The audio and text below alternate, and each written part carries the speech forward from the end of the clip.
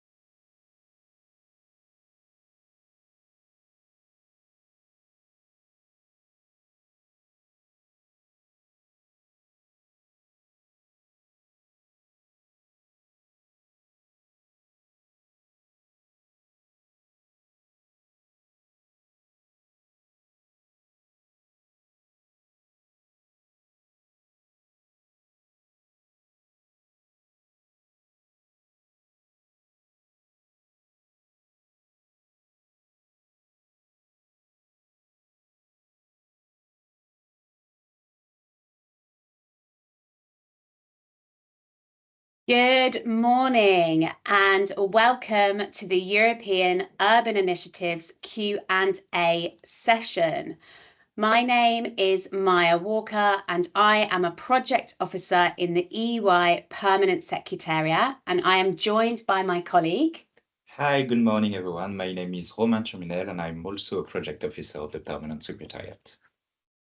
Today, our focus is answering your questions about EY. We will be using Slido to collect your questions. Slido is an online platform accessible via mobile using the QR code or going to slido.com through your browser using the hashtag. Ask your questions using the Q&A tab or give a thumbs up to any questions you are interested in. And you can already begin posting your questions on the Slido now. Please note that the MS Teams chat is disabled, so please post your questions on Slido. To kick off, we have already prepared a little quiz question on Slido, so you can already log in to Slido now.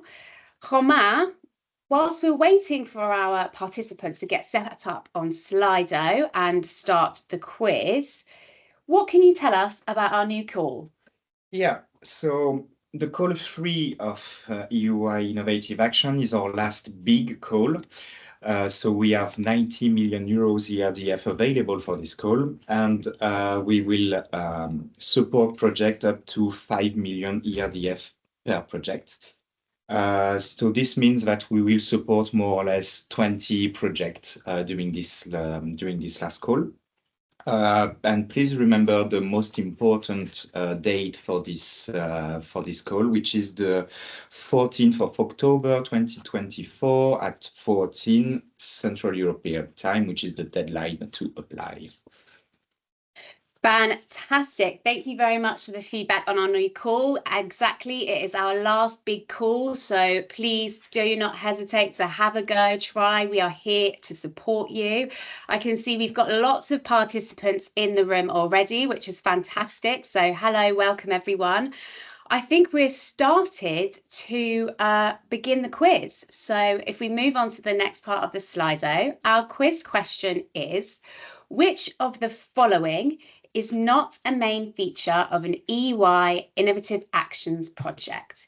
Is the answer innovative, lucrative, sustainable and scalable, or participative? So which of the following is not a main feature?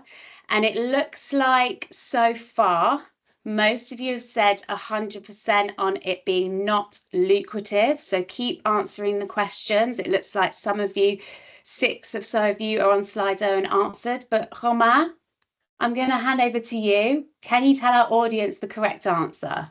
Yeah, and just to build up on the suspense before, no, actually it's already clear. 100% of you have identified the correct answer. Lucrative is not a main feature of an EY AI project. You can always refer to our online guidance to the sections on main feature of an European project. But obviously we are looking for projects which are innovative, and actually Maya is going to come back on this to help you to build on your innovativeness in your application form. Just like in every European Union funded project, your project will need to be sustainable to survive to the end of the project, and scalable to be able to really build on the successes of your proposition, and they need to be participative. Lucrative was a wrong answer, meaning that we do not expect you to necessarily make revenues or to make money on the funding received. Fantastic. Thank you very much, Romain. And as Romain said, I am now going to go into a little bit more detail on one of the main features of an innovative action solution, which is innovation. And we have pre-prepared a couple of presentation slides for this. So as I'm sure you know, we are looking for innovative solutions that are bold, new, creative, and experimental. And we're looking for solutions that have not been previously tested in the European Union. And we ask you to do something called benchmarking, and I'll come back to that in a short moment. Now, innovation can really be new products, new services, new ways of working, and it can be something completely new, which we call the revolutionary approach. Or alternatively, if you are building on existing practices but still testing something novel, we would call this the evolutionary approach. Of course, we're looking for city-led innovation, and of course, we want innovative solutions to be relevant to cohesion policy goals and also linked to our urban mega trends, the green and digital solutions. Maybe a little more straightforward for this call. So back to this comment on benchmarking. What do we concretely mean when we talk about benchmarking? Well, really, it's quite straightforward. Benchmarking is simply the process of comparing one's innovative solution to existing practices or projects in the European Union. And we expect you to benchmark in your application form. So moving on to the next slide.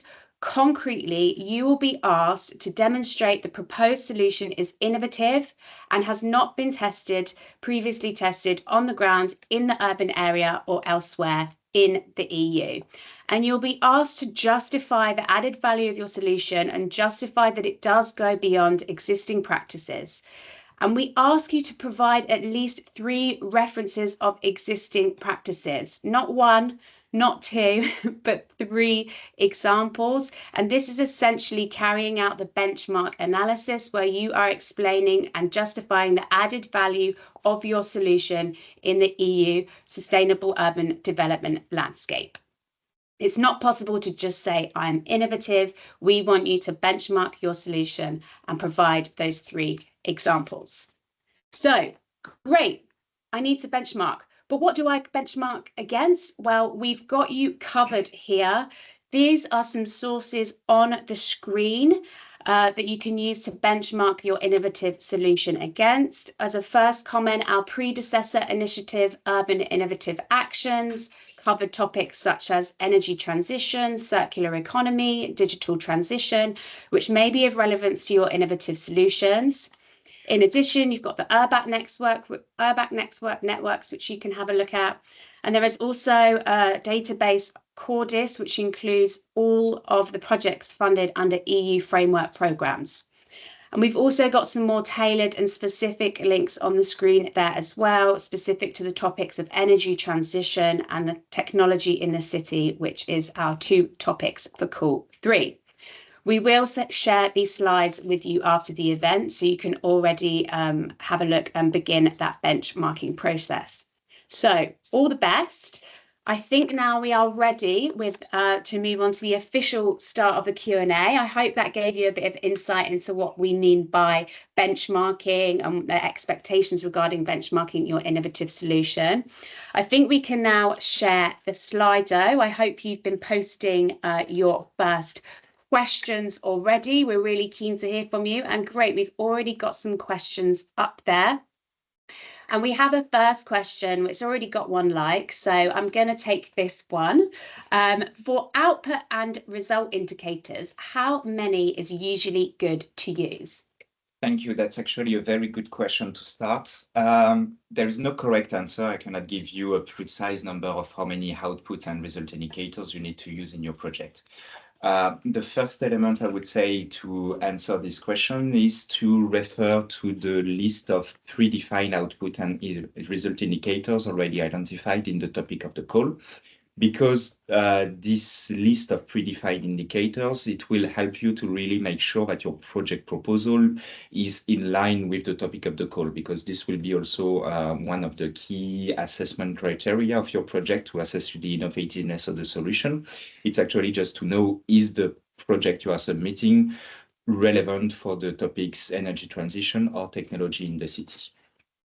Then the second answer I would give to your solution is, when you are working on the intervention logic of your project, you should always make sure that all the activities that you are developing, all the outputs that you are developing are linked to at least 1 output indicators and to several result indicators. If there is an activity in your project that does not directly reflect to a result indicators, it probably means that this activity is not very well justified into the overall intervention logic of your project. So instead of giving a number, just maybe you can think about in some kind of matrix where you can directly match activities and the indicators you want to include in your project proposal. And finally, remember that if you do not find predefined output or result indicators relevant, you can always add new output and result indicators. Thank you for that, Romain. I think that's a really good point. There's no right or wrong answer, but I would definitely consider capturing all of the results in the midterm situation in your local area. Have a look at the terms of reference. You can create your own, and each of your output and result indicators should be directly linked to a specific objective of your project. So that's also a good way to consider, okay, have I captured all the results related to this specific objective? Have I captured all of the outputs related to this specific objective as well? Remember, outputs are your end products, which directly lead to your results. Fantastic. Okay, next question. I think it's your turn to ask me a question now, Romain. Of course. So we can go with the next questions. Are third parties eligible? So I'm assuming that you mean applying as lead partner. Only eligible urban authorities are able to apply as lead partner, as a main urban authority in EUI. And you can find more details about that in our chapter 1.5 of the EUI guidance. We do have other eligible project partners in the sense that we have something called delivery partners, and these can be universities, NGOs, small and medium-sized enterprises. And these delivery partners also have budget allocated in order to undertake specific activities in a project. So in that sense, you can have delivery partners involved in the development of the innovative solution as well. But an eligible lead partner would have to be an urban authority in line with our eligibility rules. I hope that answers your question, but feel free to post a follow-up question if not. And if I may complement on your questions, on your answer, maybe if you are referring to third parties in the framework of a financial scheme, this is also possible to be included into your project. So if you want to have beneficiaries or stakeholders outside of the partnership benefiting from funding, for instance, in the form of grants or rewards or awards, it is also possible to have this kind of involvement. So you will find more information about it in our online guidance on the external expertise and services, because the financial scheme needs to be linked to this budget line. And it is possible to have third parties involved up to 60,000 euros per third parties. And there is no limit in the budget of your project, on the overall budget of your project, on the budget dedicated to third parties in this way. So I hope this is maybe also covering the question, but please let us know if you meant something else by third parties. Yeah, absolutely.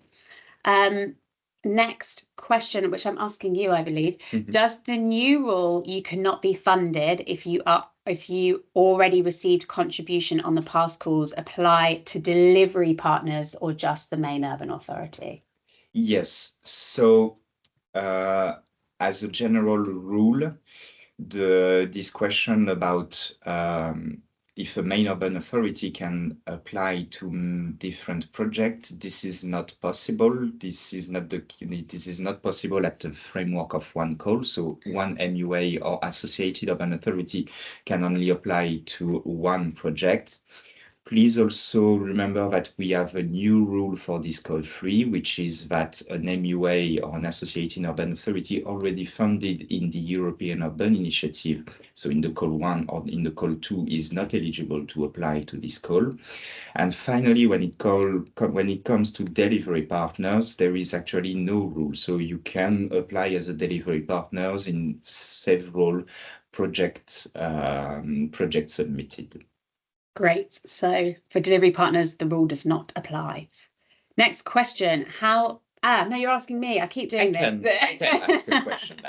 So next question from Jenny D. How many partners should I have in my project? Good question. Now, again, there is no right or wrong answer here, and is really dependent on the innovative solution which you intend to implement. So you really need to consider which type of partners you need around the table to implement your solution. I think on average we probably have around 6 partners, but that's not necessarily the correct answer for your project. We just say that if you have 10 or more project partners in the partnership, this may require additional management efforts on behalf of the main urban authority, but we have had projects with more than 10 partners, which has worked very well. So just to consider concretely who you need around the table to implement your solution. Okay, next question from how can we find transfer partners? Very good question. So we try to support you as much as possible in this identification of transfer partners.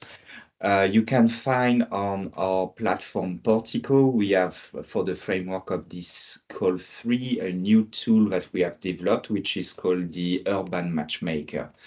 And on this Urban Matchmaker, you can either post a project ID as a potential main urban authority leading a partners and looking to find transfer partners, or you can also find project IDs and being connected with potential applicants to become yourself a transfer partners. So this is the first tool that we are offering. What we would suggest also is basically to go through our Portico to see other cities usually involved in European projects. You have probably the opportunity to find contact, to find other partners across Europe who are facing the same challenges as you are facing in your city. So this is the main networking tool that we are offering for the identification of transfer partners. Yeah, after the session today, we can send an email with a link to the Urban Matchmaker. Susanna, if you are developing a project, you can post on there explaining your innovative solution, and any interested transfer partners can contact you. So strong recommendation to use this as a tool. I can maybe ask you, Maya, to complement on your answer before about the partnership. Concretely, what type of delivery partner could be involved with the municipality and, for instance, in the field of technology in the cities? Sure. This really entirely depends on the innovative solution that you intend to propose. So if I take, for example, one of the prompts available for urban authorities, in the technology for cities call, I think one of them is ensuring sort of improved and efficient public services, if I remember correctly. You bear with me one moment. In that case, if it's a technology in a city project that's focusing on a sort of citywide service, then I'm sure that you would have delivery partners involved related to that service. Here we go. So ensuring better and adapted public services. So if you had a project that was improving a public service, you might involve the delivery partners involved with delivering that public service, but also any of the technological partners that you might need in order to improve that service. You also, I think the main thing here is to consider who you need around the table to deliver your innovative solution. And I want you to also have a look at the selection criteria, which can be found in the guidance. So I think it's the assessment and selection chapter, and have a look at what is assessed under the partnership and co-creation section. You'll find a term called quadruple helix. Take a look at what that means, investigate that, and consider whether your project is ideally incorporating the quadruple helix in the partnership. So I hope that answers your question, but there really isn't no right or wrong answer. It needs to be who is there in order to support you to deliver your solution. Great. Next question. Another one on transfer partners. Do I have to have my transfer partners identified at application submission? Yes, so that's a very good question as well. So at the application stage, we do not ask you to have precisely identified your transfer partners. You will see when you are filling in your application form that you will be able to write all the information regarding the MUA, the Associated Urban Authority, and the delivery partners. But for the 3 transfer partners, this will stay blocked. So you will have in your application form transfer partner 1, transfer partner 2, and transfer partner 3. Because we do not expect you to already have formally identified the transfer partners at application stage. This will be a requirement to be done for the initiation phase. So at the end of the 6 months of the initiation phase, we will ask you to have formally involve your transfer partners either by letters of intent or by signature of the partnership agreement. However, what we really ask you at the application stage is to already start giving us some information about what type of transfer partners could be involved in your project proposal. For instance, if you are developing a solution that could be beneficial to cities in the Mediterranean area, if it would be a solution more benefiting to urban-rural linkages, for instance, that could be a way of answering. And of course, also, if you already have ways of identifying transfer partners, for instance, if you are involved in networks, or if you are already involved with several cities, thanks to projects you are already leading, you can definitely mention that you have linked with the transfer partners and that they could become your transfer partners once the project is selected. So in a word, not mandatory, but as much information as you can give, it will be the best for the application. Just to summarize, in the EY guidance, we say at the application stage, proposals should identify other European urban areas that could benefit from replicating the proposed solution, either in favor of favorable conditions for transfer, such as similar context or characteristics. But yes, it's not mandatory at the application stage. Moving on to the next question. We have the next question from the city of Bologna. Could be a proposal made of several interventions, part of a unique strategy distributed in the metropolitan area. And apparently this is a specific case with a metropolitan city of 55 different municipalities. So without having specific details on your solution, it's hard to give a kind of tailored answer, but I will say two things. First of all, we want to make sure that when you are delivering an innovative solution, that it is realistic, that it does have an impact and of change, a midterm change in the local situation, and that it is meaningful. So any proposal that had several interventions would still have to have that level of impact and results that are achieved. The second comment that I would make relates to the intervention logic of an EY project. I really want you to consider how the intervention logic for EY works. So you have an identified challenge, you propose an innovative solution, you identify your overall objective, 3 specific objectives, and then you have your outputs and your results in response to that. So have a look at the intervention logic and see that that works well with this solution that you are identifying and the challenge you're proposing. And I think that's kind of along with then also, ensuring that it's realistic and meaningful. They are kind of 2 key comments I'd make about that. Feel free to contact us via an email if you want a bit more of a tailored answer, but I think they are 2 key points to consider. Thank you, Maya. I think the key word that you were using here was realistic. Yeah. Of course, if you have a project, maybe more focusing on a few municipalities in your metropolitan area, that's a possibility. If you also have a project focusing on the metropolitan area as a whole, that's also possible. Just be realistic about your ambition in your project. Great. Next question. And no. We've given you incorrect understanding. So to be clear, Romain, if I understand correctly, a research institute was a delivery partner in the previous calls. It cannot apply again in this call. No, if you are a research institute, so a delivery partner in a previous call, you are eligible to apply again in this call. To put it simply, delivery partners can apply in more than 1 project per call as long as it is justified, and they can apply in more than 1 project in each call. It's only main urban authorities funded under call 1 or call 2 that cannot apply for call 3. I hope that's clear. Okay, next question. Do investment need to have a complete design, a cost documentation, or permits already available at the application submission? So not necessarily, no. This is something that you can undertake during the initiation phase. However, project readiness is something that is assessed at when you submit your application. And in the investment section of the application form, you will already be asked to think about what kind of investment design or cost documentation or permits you might need to undertake said investment. So it's not required, but we would like you to think about it. Moving on to the next question.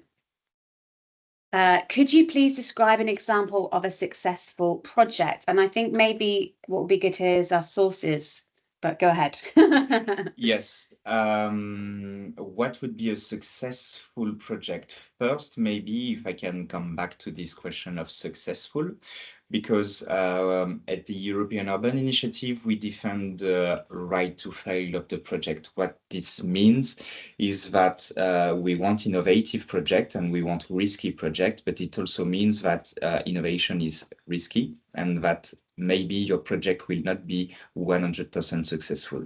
What we mean by that is that you will have the opportunity to experiment in your project, you will have the opportunity to implement and to develop your solution, but you might face some changes, you might face some imprevisible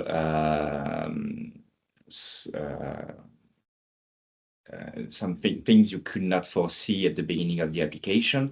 And it's actually all right. Well, what we really want is for you to learn from the successes, but also from the failures of your project, to demonstrate what was innovative and what was not innovative. I'm not going to present one project in particular. We funded almost 90 projects under UIA. We already funded more or less 30 projects in EUI. So you can definitely come to our websites and to see what type of innovative solution has already been funded in Europe. There is a wide variety of projects.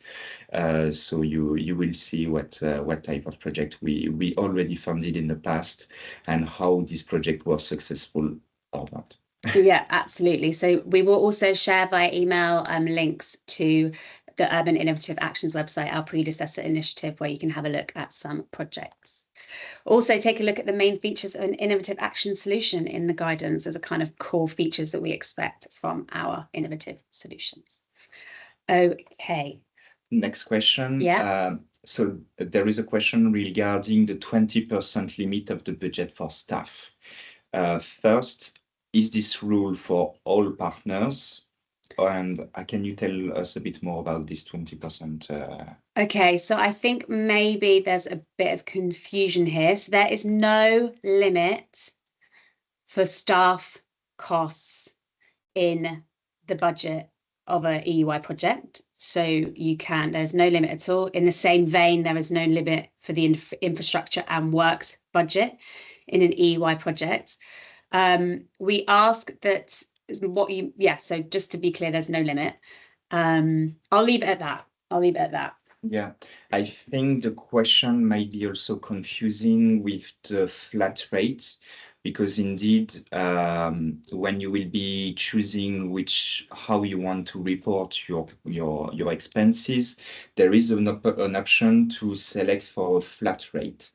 This flat rate means that the cost associated to equipment, infrastructure, and external expertise and services, you will declare those costs calculated at the level of each project partner.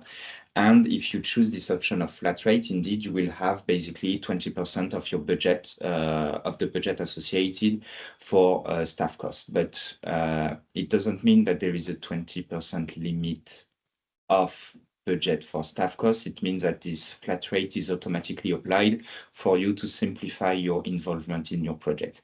And this rule applies the same for MUA or delivery partners. Great, yes. Have a look at the EUI guidance section on staff cost options, but essentially, yeah, there is no limit per any cost category in an EUI project. Next question, which I believe you're asking me. You should ask. I should ask you. Sorry, I can ask you. That's fine. What will be the effective start date of the implementation of my project? Yes, so maybe to have a broader view on the timeline, the end of the call I'm reasserting to you is 14th of October 2024. This means that the announcement of the project selected will be toward March 2025. The start of the initiation phase will be on April 2025, and 6 months later, the start of the implementation phase will occur, which means October 2025. Exactly. Great. Next question for you, Maya.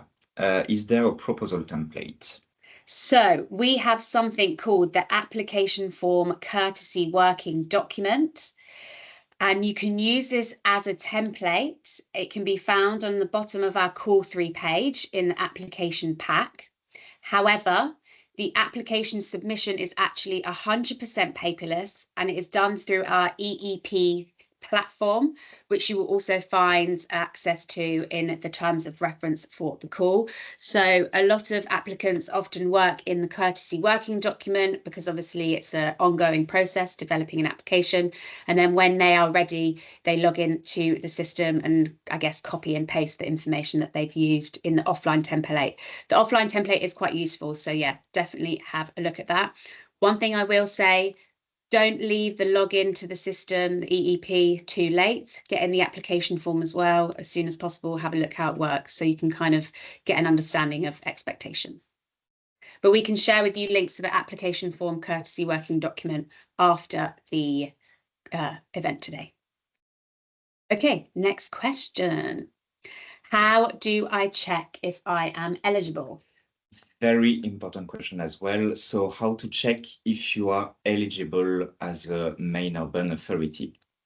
The first thing to do is to come check the 3 types of eligibility rules that we have described in our online guidance in the first section. So there is 3 possibilities for you to check if you are eligible. You can be eligible as a first category, a second category, or third category urban authority. Basically, it means if you are an urban authority as a single applicant, or if you are an organized urban authority. So I invite you to come check these eligible authorities rules. You will have to check if your urban authority has a population of more than 50,000 inhabitants, if there is a degree of urbanization sufficient for you to be eligible in your application. You will find on our website the correspondence table, which has been edited by Eurostat, where you will find all information regarding the precise data in number of inhabitants of your city and the degree of urbanization. And what I would especially say, if you have any doubt, any question, if you are really eligible in your specific case, because we know that across Europe there is always a lot of different specificities, different settings. If you have any question, do not hesitate to send us an email to Innovative Actions, and we will gladly answer to you to reassure you. Absolutely. Any doubts, just contact us via email. Okay. Next question for you, Maya. Can I have a project partner included in the partnership with no budget? No, because they would not be a project partner. A project partner, so a delivery partner or a main urban authority or an associated urban authority, would need to have allocated budget to undertake specific activities related to the implementation of your innovative solution.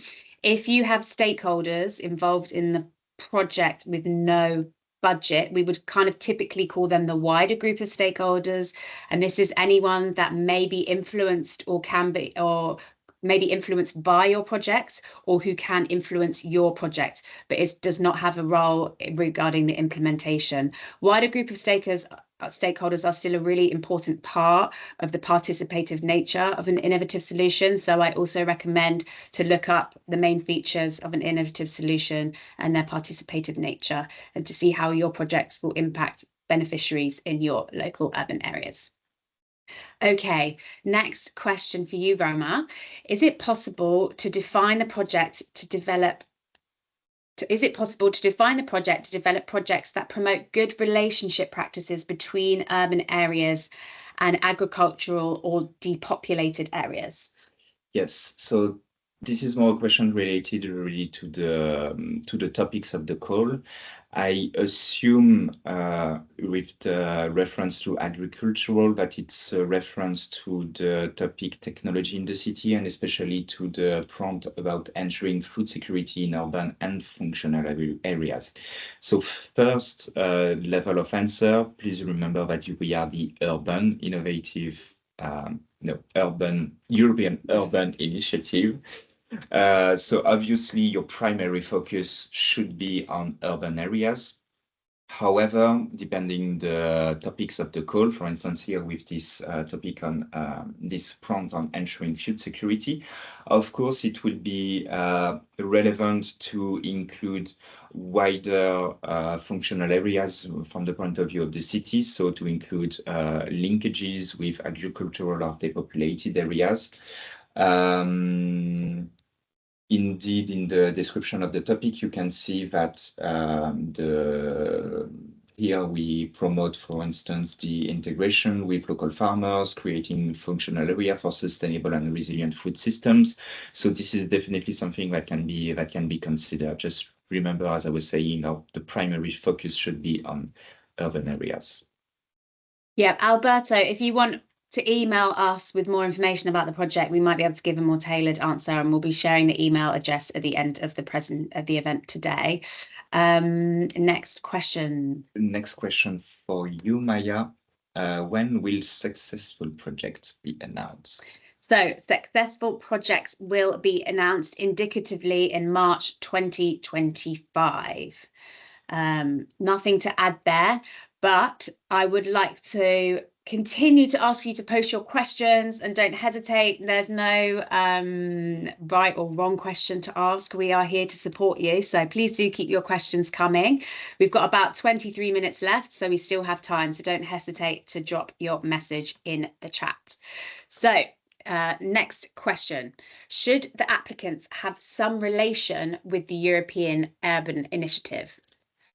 I'm not sure to understand what you mean by relation. Maybe if you could post a follow-up question. Yeah, thank you. What do you mean by relation? You never have to, if you are applying, you could have never applied for an EU program before, you can apply to us. There's no rules in that sense.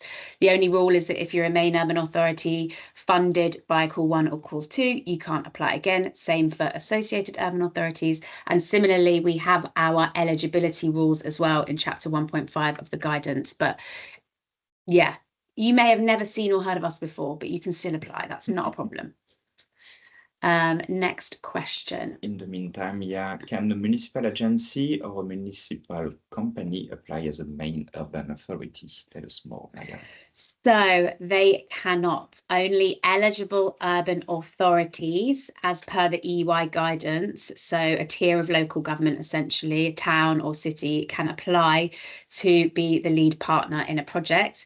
A municipal agency or a municipal company owned by the city can be included in the project partnership as a delivery partner. So of course, we appreciate that they will have very important roles in some projects, and they can be included as delivery partners, but the lead partner still needs to be the urban authority in the urban area. Yeah.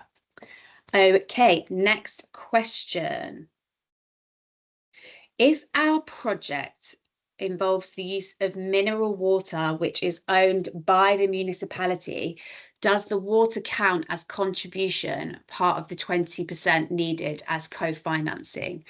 Ooh, that's actually a very interesting question. So first level of answer is that your 20% contribution can include in-kind contribution. So as from this point of view, I would say that if you are able to put a value on what is this mineral water, if you can prove with external expertise and external documentation that you can put a price on this mineral water, I would say that it should be possible to have this kind of in-kind contribution to your project. That might be something that we should check. Yeah, I recommend sending us an email. Sounds quite interesting. But I think one thing that I'd just like to highlight about in-kind is that it can come internal or external to the part. Well, your contribution can come from internal or external to the partnership. In-kind contribution is essentially something with non-monetary value, a non-cash contribution, should I say, but has a monetary value. And in-kind contributions, now this is really important, they are only eligible if they are included in two parts of the application form. Now the first part is the partner's contribution section, which is found right at the end of the application form, and the other section that it needs to be included in is in the work package budget for where the in-kind contribution will be used.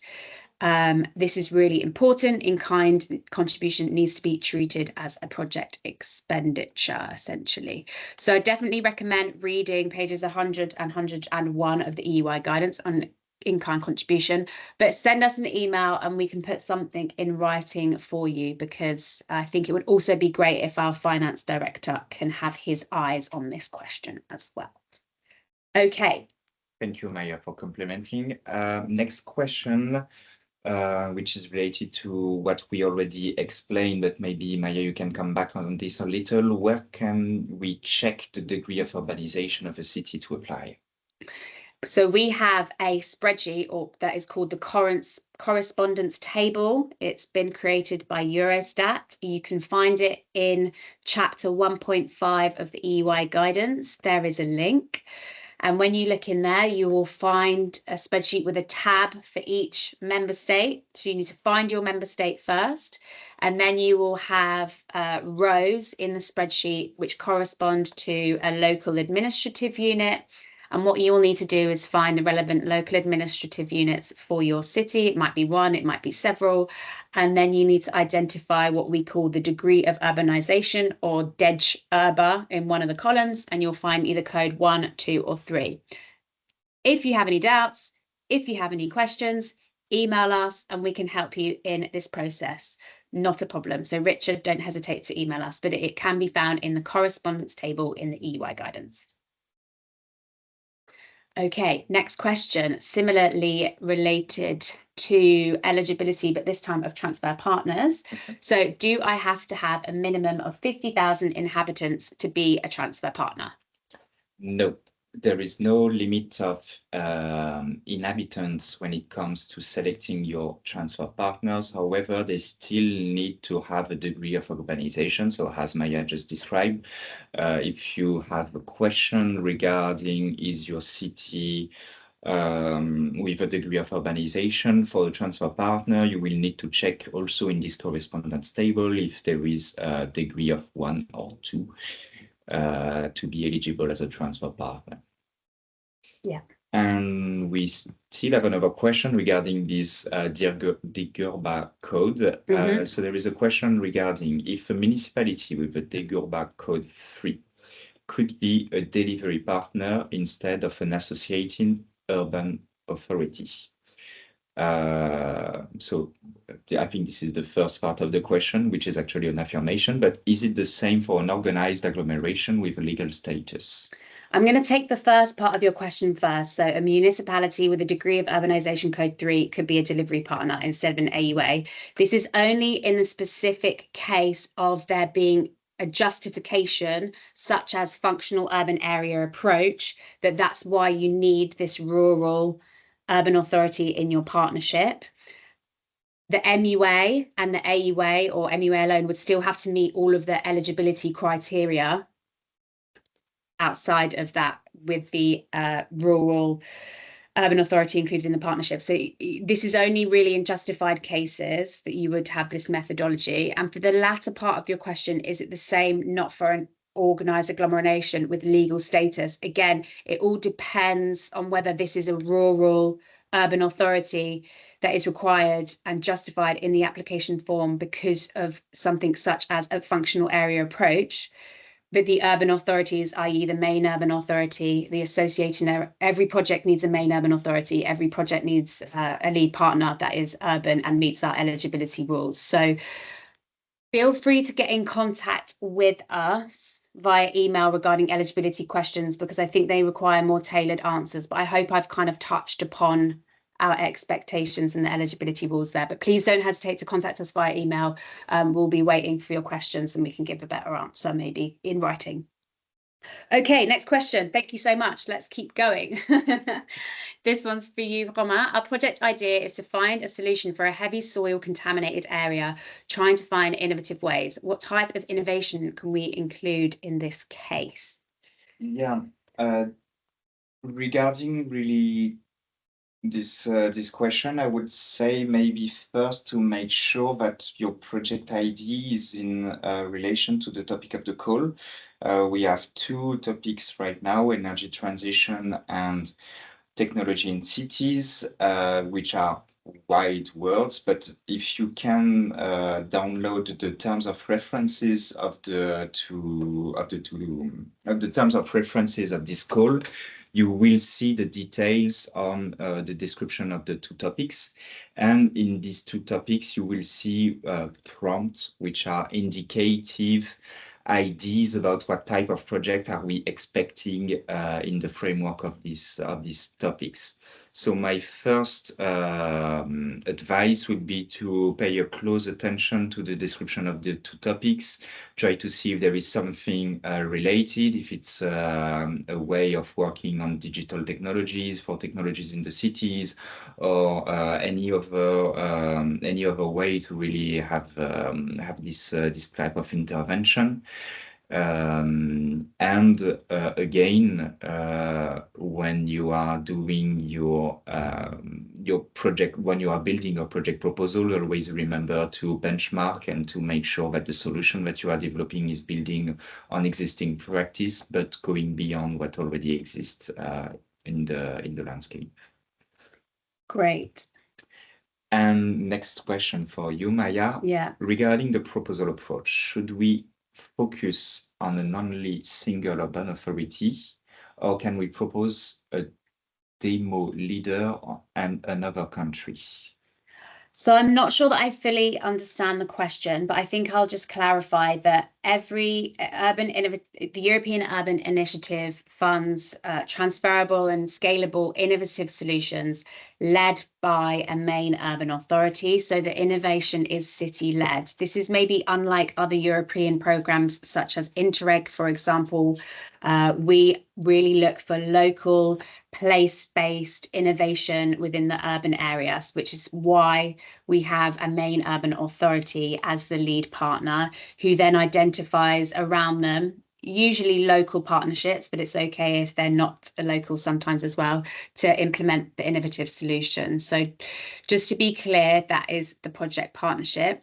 I recommend reading the partnership principles section of the EY guidance, where we clearly explain who the main urban authority is and what their role is, who the delivery partners are and what their role is, who the transfer partners are and what their role is, and then similarly a comment on the wider group of stakeholders as well. For your information, main urban authority and delivery partners have budget allocated and are responsible for the implementation of the innovative solution that you are proposing.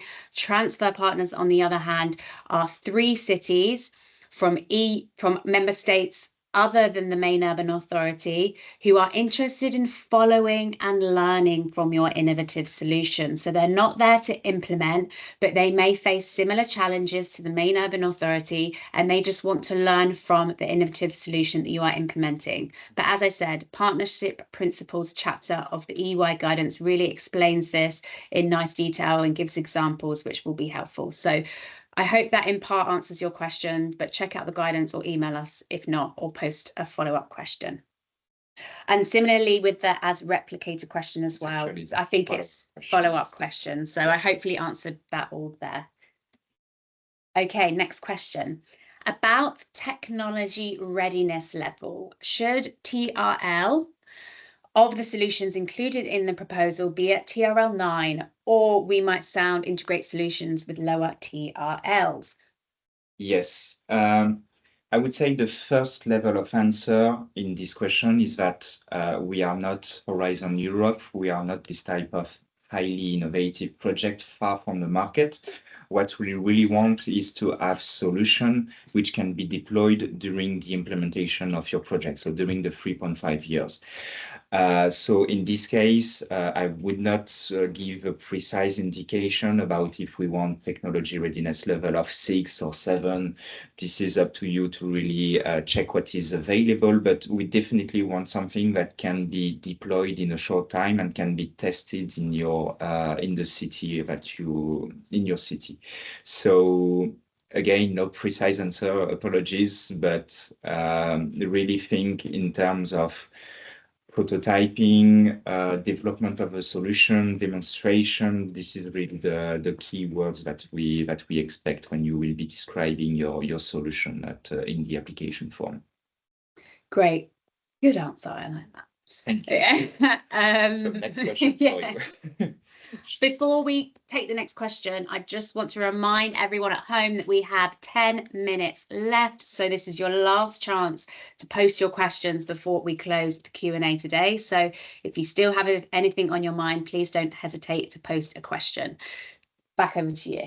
And still going back to this partnership question, should the MUA launch a public tender procedure to select their delivery partner? So not necessarily, this is not required. We just ask you to select your transfer partners through fair and transparent procedures, which is not necessarily through public procurement unless your national legislation requires it. Okay, next question. What is the preparation lump sum and when do we receive it? Yes, so you will see in the fact sheets, in the online guidance about the initiation phase, that you will indeed receive lump sums at the beginning of the project. So there is a preparation lump sum and there is an initiation phase lump sum. If you validate your initiation phase, so it means that the project has been selected for funding and that you complete the initiation phase, you will receive as part of the first advance payment of the project, which is 50% of your total budget. You will receive as part of this first advance payment a preparation lump sum and an initiation phase lump sum. If I remember correctly, the initiation phase lump sum is 75,000 euros and the preparation lump sum is 20,000 euros, maybe. It's in the guidance. My brain, I can't remember everything, but yes, around that amount. Yeah, but the key thing here is that yes, if you are successful, then there is a lump sum included in the first advance payment for this preparation phase, which we are currently in at the moment as you develop your proposals. Okay. Next question. And actually, I think you said something quite interesting there that I'd like to tell our audience. We mentioned the word advance payment. So when your project is selected, you undergo a 6 months initiation phase. And if that is completed successfully, you receive 50% of the ERDF budget within the first month or so of implementation. What that means is that you do not need to rely on your own funds to start implementing. We give you 50% of the budget up front. I think that's really exciting. I hope you think so too. Okay, next question. I think we can probably take the last 2 questions and then we'll have to move on to the conclusion.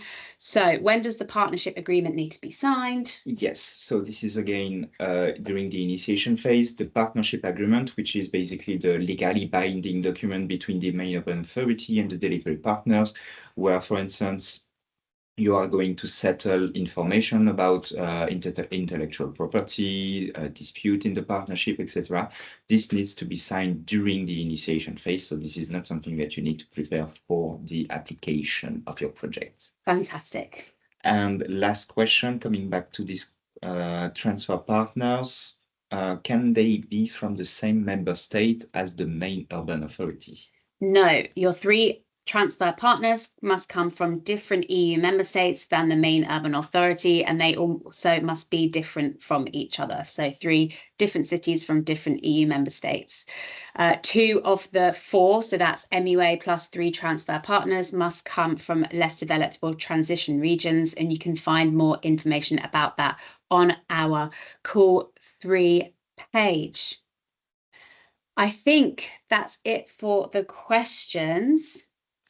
So I'm now very happy to so thank you all so much for your participation. First of all, it's really been great to support you in answering your questions. Before we leave you today, we wanted to share the ongoing support that we have available to you, and you can find everything on our Call 3 page on EUI. And the key thing here is that you will find on this page all of the information about the topics, but you will also find some tools such as the application form courtesy working document, which I mentioned earlier. You will also find the EEP guidance, so to help you submit the application. You will also find the terms of reference, etc. So please, please, please do use these tools, and they can be found on the bottom of the 3rd call page in the application pack. We also have several other types of support available, so such as another online Q&A in 2 weeks' time. And we have several up until the deadline of the call. So please hop in whenever you have a question. We're really here to help you. We also have online one-to-one consultations, and this is really an opportunity for an urban authority to sit down with a member of the project unit here at EY to receive more tailored feedback on their specific project. This isn't related necessarily to the strategic components, but more the operational, as it is external experts that assess the strategic component of your solution. Registration is open for online one-to-ones, so please do get booking. We've also had several local events from our UCPs, our urban contact points, so you can attend those, and there's a list of when they are happening on our bird call page as well. Next week, we have our applicant seminar in Prague, where you'll also get to meet us in person, and we'll be doing more detailed presentations on innovative actions. You'll also be able to have one-to-one consultations in person there as well. So if you're nearby, drop in. Registration is still open. Fantastic. Moving on to our next slide.